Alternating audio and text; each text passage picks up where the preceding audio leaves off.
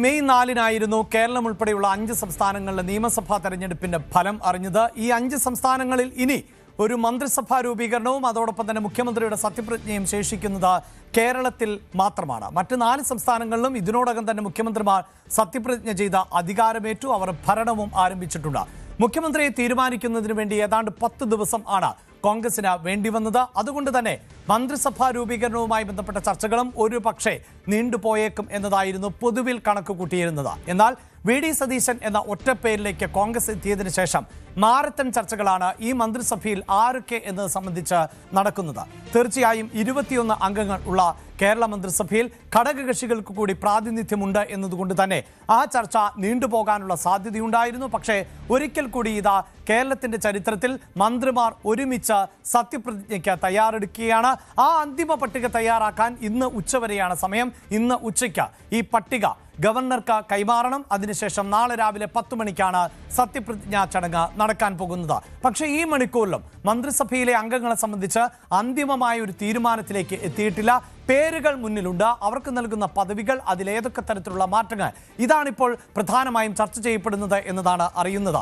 നമുക്കറിയാം, കേരളത്തിന്റെ 13ാമത് മുഖ്യമന്ത്രിയായി വി.ഡി. സതീശൻ ചുമതലയേൽക്കുമ്പോൾ വളരെ പ്രധാനപ്പെട്ട വകുപ്പുകൾ സാധാരണ നിലയിൽ മുഖ്യമന്ത്രി എന്ന നിലയിൽ ആഭ്യന്തര വകുപ്പ് അടക്കമൊക്കെയാണ് കൈവശം വെക്കുന്നത് എങ്കിൽ ഇത്തവണ ഇതിനു മുമ്പും അത്തരത്തിൽ ആഭ്യന്തര വകുപ്പ് മറ്റു മന്ത്രിമാർ കൈകാര്യം ചെയ്തിട്ടുണ്ട്, ഇടത് വലത് മുന്നണികളിൽ ഉൾപ്പെടെ. ഇത്തവണ എന്നാൽ ധനകാര്യം ആയിരിക്കും മുഖ്യമന്ത്രിയായിട്ടുള്ള വി.ഡി. സതീശൻ കൈകാര്യം ചെയ്യുന്ന വളരെ പ്രധാനപ്പെട്ട ഒരു വകുപ്പ് എന്നാണ് അറിയാൻ സാധിക്കുന്നത്. അപ്പോൾ പിന്നെ മറ്റാർക്കൊക്കെയാണ് വകുപ്പുകൾ നൽകുക? നമുക്ക് അതിലേക്ക് വിശദമായി പോകാം. ഒപ്പം റിപ്പോർട്ടർമാരിലേക്ക് ഞങ്ങളുടെ പ്രതിനിധികളിലേക്ക് പോകുന്നതിന് മുമ്പ് തീർച്ചയായും ഈ മന്ത്രിസഭയിലെ രണ്ടാമനാകാൻ പോകുന്നത് മറ്റാരുമല്ല, രമേശ് ചെന്നിത്തലയാണ്. ഇത്തവണ മുഖ്യമന്ത്രി പദത്തിലേക്ക് ഏറ്റവും അധികം ചർച്ച ചെയ്യപ്പെട്ട പേരുകളിൽ ഒന്നുകൂടിയായിരുന്നു രമേശ് ചെന്നിത്തലയുടേത്. മന്ത്രിസഭയിലേക്ക് എത്തുമ്പോൾ രമേശ് ചെന്നിത്തല തന്നെയായിരിക്കും ആഭ്യന്തര വകുപ്പ് കൈകാര്യം ചെയ്യാൻ പോകുന്നത് എന്നതാണ് അറിയുന്നത്. ഒപ്പം വിജിലൻസ് വകുപ്പും ഈ രമേശ് ചെന്നിത്തല തന്നെ കൈകാര്യം ചെയ്യും എന്നതാണ് സൂചന. രണ്ടാമതായി സണ്ണി ജോസഫ് ആണ്. സണ്ണി ജോസഫ് നിലവിൽ KPCCയുടെ അധ്യക്ഷൻ കൂടിയാണ്. സണ്ണി ജോസഫ് മന്ത്രിസഭയിലേക്ക് എത്തുമ്പോൾ KPCCയിലും അഴിച്ചുപണി ആവശ്യമാണ്. നിലവിലെ സൂചനകൾ അനുസരിച്ച് കഴിഞ്ഞ തവണ മന്ത്രി രാജൻ കൈകാര്യം ചെയ്തിരുന്ന റവന്യൂ വകുപ്പായിരിക്കും സണ്ണി ജോസഫ് ഇത്തവണ കൈകാര്യം ചെയ്യാൻ പോകുന്നത് എന്നതാണ് സൂചന. ഒപ്പം കോൺഗ്രസിന്റെ ഏറ്റവും കരുത്തനായ നേതാക്കളിൽ ഒരാൾ ആണ് വട്ടിയൂർക്കാവിൽ നിന്ന് ഇത്തവണ വിജയിച്ചു കയറിയ, വട്ടിയൂർക്കാവിനെ തിരിച്ചുപിടിച്ച കെ മുരളീധരൻ. നേരത്തെയും മന്ത്രിസഭയുടെ ഭാഗമായിട്ടുള്ള കെ മുരളീധരൻ ഇത്തവണ ആരോഗ്യ വകുപ്പ് കൈകാര്യം ചെയ്യും എന്ന സൂചനയാണ് പുറത്തുവരുന്നത്. പ്രത്യേകിച്ച് നമുക്കറിയാം, ഈ രണ്ടാം പിണറായി വിജയൻ സർക്കാർ, ഒന്നാം പിണറായി വിജയൻ സർക്കാരിൽ ഏറ്റവും അധികം കയ്യടി നേടിയ വകുപ്പ് എന്നത് ആരോഗ്യ വകുപ്പായിരുന്നു. കെ ശൈലജയായിരുന്നു അന്ന് മന്ത്രിയായിരുന്നത്. കോവിഡ് പ്രതിരോധ കാലഘട്ടത്തിലടക്കം സംസ്ഥാന സർക്കാർ സ്വീകരിച്ച നടപടികൾ വലിയ തോതിൽ കയ്യടി നേടിയെങ്കിൽ രണ്ടാം പിണറായി സർക്കാരിലേക്ക് വന്നപ്പോൾ നിരവധിയായ വിവാദങ്ങൾ ഉണ്ടാകുന്നു. കത്രിക വയറ്റിൽ കുടുങ്ങിയ സംഭവം ഉണ്ടാകുന്നു. മെഡിക്കൽ കോളേജ് ആശുപത്രിയുടെ പോരായ്മകളെക്കുറിച്ച് ആ ആശുപത്രിയിൽ നിന്ന് തന്നെ രംഗപ്രവേശനം നടത്തിയ ഒരു ഡോക്ടർ നമുക്ക് മുന്നിൽ ഉണ്ട്. അതിനോടൊപ്പം തന്നെയാണ് അതിനിടയിൽ ആശുപത്രി കെട്ടിടം തകർന്നു വീണ് ഒരാൾ മരണപ്പെട്ടത്. ഇങ്ങനെ ആരോഗ്യരംഗം വലിയ തോതിൽ ചർച്ച ചെയ്യപ്പെട്ട ഒരു പശ്ചാത്തലത്തിൽ കെ മുരളീധരനെ പോലെ ഒരു മുതിർന്ന നേതാവിനെ ആരോഗ്യവകുപ്പ് ഏൽപ്പിച്ചേക്കും എന്ന സൂചനയാണ് പുറത്തുവരുന്നത്. പ്രിയ പ്രേക്ഷകരെ, ഇതെല്ലാം സൂചന മാത്രമാണ്. ഔദ്യോഗികമായ ഒരു പ്രഖ്യാപനമോ തീരുമാനമോ ആയി ഇതിനെ കാണേണ്ടതില്ല. മറ്റൊന്ന്, PC വിശ്വനാഥാണ് മന്ത്രിസഭയിലേക്ക് എത്തുന്നത്. മന്ത്രിസഭയിൽ വിശ്വനാഥ് തീർച്ചയായും പുതുമുഖമാണ്. പക്ഷേ ഒരു MLA എന്ന നിലയിൽ ഇതിനു മുമ്പും പ്രവർത്തന പാരമ്പര്യം ഉള്ള PC വിശ്വനാഥ് ഒരു പക്ഷേ ഉന്നത വിദ്യാഭ്യാസ വകുപ്പ്, നേരത്തെ R.ബിന്ദുവായിരുന്നു ഉന്നത വിദ്യാഭ്യാസ വകുപ്പ് കൈകാര്യം ചെയ്തിരുന്നത് എങ്കിൽ ഇത്തവണ വിദ്യാഭ്യാസ വകുപ്പ്, ഉന്നത വിദ്യാഭ്യാസ വകുപ്പ് വിശ്വനാഥിന് എന്ന സൂചനയാണ് പുറത്തുവരുന്നത്. M. ലിജുവാണ് ഈ മന്ത്രിസഭയിലെ മറ്റൊരു പുതുമുഖം. മന്ത്രിസഭയിൽ മാത്രമല്ല നിയമസഭയിലും ലിജു പുതുമുഖം തന്നെയാണ്. ഈഴവ പ്രതിനിധി എന്ന നിലയിൽ കൂടിയാണ് M. ലിജു ഇപ്പോൾ മന്ത്രിസഭയിലേക്ക് എത്തുന്നത്. അങ്ങനെയെങ്കിൽ ലിജു കൈകാര്യം ചെയ്യാൻ പോകുന്നത് എക്സൈസ് വകുപ്പായിരിക്കും എന്നതാണ് സൂചന. മറ്റൊരു പേര് ഉയർന്നു വരുന്നത് ബിന്ദു കൃഷ്ണയുടേതാണ്. തീർച്ചയായും ഈ മന്ത്രിസഭയിലെ കരുത്തുറ്റ വനിതാ സാന്നിധ്യം തന്നെയായിരിക്കും ബിന്ദു കൃഷ്ണ. ബിന്ദു കൃഷ്ണയ്ക്കും ഇത് കന്നിയംഗം എന്ന നിലയിൽ, കന്നി ഊഴം എന്ന നിലയിൽ വേണം നമുക്ക് വിലയിരുത്താൻ. നിയമസഭയിലേക്ക് ബിന്ദു കൃഷ്ണ എത്തുമ്പോൾ മന്ത്രിക്കുപ്പായം അണിഞ്ഞുകൊണ്ടാണ് ബിന്ദു കൃഷ്ണ സഭയിലേക്ക് എത്തുന്നത് എന്ന പ്രത്യേകതയാണ്.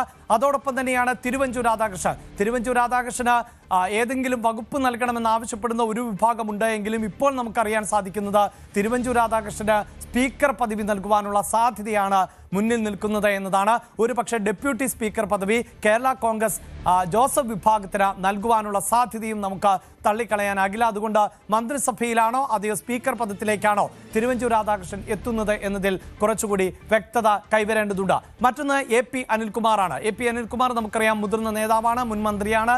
അതോടൊപ്പം KC പക്ഷത്തിന്റെ പ്രവർത്തനങ്ങളെ ഏകോപിപ്പിക്കുന്ന KCയുടെ മാനേജർ എന്ന് കോൺഗ്രസിനകത്ത് തന്നെ വിളിപ്പേരുള്ള ആൾ ആണ് AP അനിൽകുമാർ. അനിൽകുമാറിന് വളരെ പ്രധാനപ്പെട്ട വകുപ്പ് നൽകണം എന്നൊരു സമ്മർദ്ദം ഉയർന്നു വന്നിട്ടുണ്ട് എന്നതാണ് അറിയാൻ സാധിക്കുന്നത്. ഒരു പക്ഷേ ടൂറിസം വകുപ്പായിരിക്കാം. കേരളത്തെ സംബന്ധിച്ചിടത്തോളം വിനോദസഞ്ചാര മേഖല എന്നത് വരും നാളുകളിൽ ഏറ്റവും പ്രാമുഖ്യമുള്ള പ്രധാനപ്പെട്ട ഒന്നാണ്. അതുകൊണ്ട് തന്നെ ടൂറിസം വകുപ്പ് നൽകിയേക്കും എന്ന സൂചനകൾ ആണ് പുറത്തു വരുന്നത്. മറ്റൊരു പേര് ചാണ്ടി ഉമ്മൻ്റേതാണ്. ചാണ്ടി ഉമ്മൻ്റെ നമുക്കറിയാം ഉമ്മൻചാണ്ടിയുടെ മകൻ എന്ന പരിഗണന മാത്രമല്ല, ഒരു ഉപതെരഞ്ഞെടുപ്പിലൂടെ വിജയിച്ച് കയറിയ എക്സ്പീരിയൻസ് ഉണ്ട്. മാത്രമല്ല യുവാക്കൾക്കിടയിൽ വലിയ തോതിൽ ചാണ്ടി ഉമ്മൻ സ്വീകരിക്കുന്ന നിലപാടുകൾ, അദ്ദേഹത്തിൻ്റെ തെരഞ്ഞെടുപ്പ് പ്രചാരണ രീതിയൊക്കെ വേറിട്ട ശൈലിയായിരുന്നു. അപ്പോൾ ഇത്തരം പുതുമുഖങ്ങൾക്ക് കൂടി അവസരം നൽകിക്കൊണ്ടുള്ള ഒരു മന്ത്രിസഭാ രൂപീകരണ സാധ്യതയാണ് നമുക്ക് മനസ്സിലാക്കാൻ പറ്റുന്നത്. അതേസമയം ഇനിയിപ്പോൾ തന്നെ കോൺഗ്രസിൽ നിന്ന് മറ്റു ചില പേരുകൾ കൂടി ഉയർന്നു വരുന്നുണ്ട്. ആ പേരുകൾ കൂടി സൂചിപ്പിക്കേണ്ടത് T സിദ്ദിഖിൻ്റെതാണ്. സിദ്ദിഖ് മന്ത്രിസഭ ഏതാണ്ട് ഇടം ഉറപ്പിക്കുന്നു എന്ന് തന്നെയാണ് നമുക്ക് മനസ്സിലാക്കാൻ സാധിക്കുന്നത്. അവിടെ പ്രിയ പ്രേക്ഷകർ ഓർക്കേണ്ടത്, നമുക്കറിയാം വയനാട്ടിൽ നിന്ന് പ്രത്യേകിച്ച് ചൂരൽമല, മുണ്ടക്കൈ പ്രളയം ഉണ്ടായതിനു ശേഷം അവിടെ പുനരധിവാസ പദ്ധതി നടപ്പിലാക്കുമ്പോൾ അടക്കം വലിയ തോതിൽ T സിദ്ദിഖിനെ ആളുകൾ വിമർശിച്ചിരുന്നു. അവിടെ CPIM പ്രവർത്തകർ സിദ്ദിഖിന് നേരെ കൂവിയിരുന്നു. അങ്ങനെ ആ ചടങ്ങിൽ നിന്ന് അദ്ദേഹത്തിന് നേരിട്ട തിക്താനുഭവം ഒരു പക്ഷേ ഓർമ്മയുണ്ടാകും. അതുകൊണ്ട് തന്നെ വയനാടിന് ഒരു മന്ത്രി ഉണ്ടാകണം. പ്രത്യേകിച്ച് പ്രിയങ്ക ഗാന്ധിയാണ് വയനാടിനെ പ്രതിനിധീകരിക്കുന്ന MP. അതുകൊണ്ടുകൂടി വയനാടിന് പ്രത്യേകമായി ഒരു മന്ത്രി ഉണ്ടാകണം എന്ന സൂചനകൾ ഉണ്ടായിരുന്നു. അവിടെ T സിദ്ദിഖിന്റെ പേരിന് തന്നെയാണ് പ്രഥമ പരിഗണന. ഇപ്പോൾ സിദ്ദിഖ് മന്ത്രിസഭയിൽ ഇടം നേടുന്നു എന്ന് തന്നെയാണ് അറിയാൻ സാധിക്കുന്നത്. മറ്റു ചില പേരുകൾ കൂടി ഉയർന്നു വന്നത്, ഒന്ന് ഷാനിമോൾ ഉസ്മാന്റെ പേര് ആയിരുന്നു എന്നതാണ്. പക്ഷേ അവിടെ ബിന്ദു കൃഷ്ണയുണ്ട്. അതിന് അപ്പുറത്ത് 2 വനിതകൾ ഉണ്ടാകുമോ എന്ന സംശയമുണ്ട്. അങ്ങനെയെങ്കിൽ ഷാനിമോളിന്റെ പേര് പരിഗണിക്കപ്പെടുന്ന സാഹചര്യം ഉണ്ടാകുന്നു.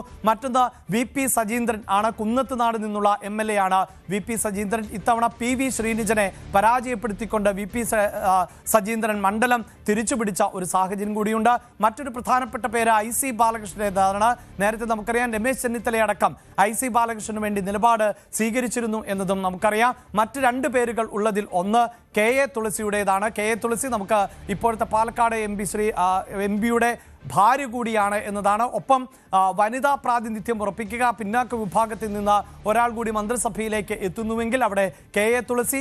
മറ്റൊരു പേര് സജീവമായി ചർച്ച ചെയ്യപ്പെട്ടിരുന്നത് വിദ്യാ ബാലകൃഷ്ണൻ. ഇങ്ങനെയുള്ള പേരുകൾ ആയിരുന്നു പ്രധാനമായും ചർച്ച ചെയ്യപ്പെട്ടത്. പക്ഷേ നമുക്കറിയാം ഇതിൽ നിന്ന് 12 പേരുകളിലേക്ക് മാത്രമേ നിലവിൽ കോൺഗ്രസിന് എത്താൻ സാധിക്കുകയുള്ളൂ എന്ന പശ്ചാത്തലത്തിൽ കൂടിയാണ് ഈ പേരുകളിൽ നിന്ന് അന്തിമമായ ഒരു പട്ടികയിലേക്ക് കോൺഗ്രസ് എത്തേണ്ടത്. അതിനി ഏതാനും മണിക്കൂറുകൾ മാത്രമാണ് ശേഷിക്കുന്നത്. കൂടുതൽ വാർത്തകൾക്ക് News 18 Keralam YouTube channel subscribe ചെയ്യുക.